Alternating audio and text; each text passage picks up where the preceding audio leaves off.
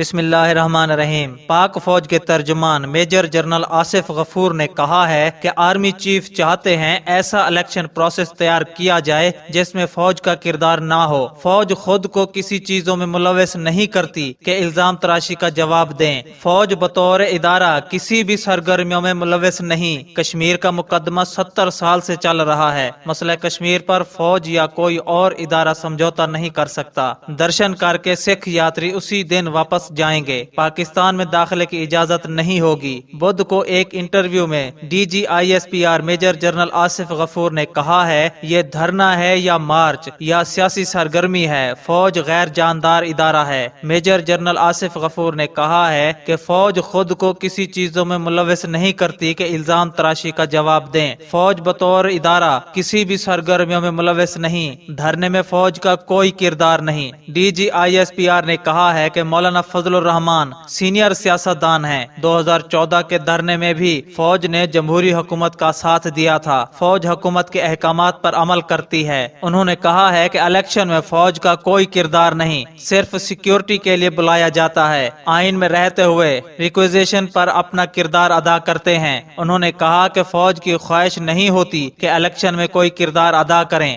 Army chief بھی چاہتے ہیں کہ الیکشن میں فوج کا عمل دخل کم سے کم ہو۔ انہوں نے کہا کہ آرمی چیف چاہتے ہیں ایسا الیکشن پروسیس تیار کیا جائے جس میں فوج کا کردار نہ ہو۔ انہوں نے کہا ہے کہ LOC پر روزانہ فائرنگ ہو رہی ہے۔ کشمیر کا مقدمہ 70 سال سے چل رہا ہے۔ مسئلہ کشمیر پر فوج یا کوئی اور ادارہ سمجھوتا نہیں کر سکتا۔ انہوں نے کہا کہ کرتارپور راہداری کا مسئلہ کشمیر سے تعلق نہیں بنتا۔ بھارت سے آنے والے یاتری صرف کرتارپور محدود رہیں گے۔ انہوں نے کہا کہ درشن کر کے سکھ یاتری اسی دن واپس جائیں گے۔ پاکستان میں داخلے کی اجازت نہیں ہوگی۔ انہوں نے کہا کہ سکھ یاتریوں کی پاکستان میں انٹری قانون کے مطابق ہوگی۔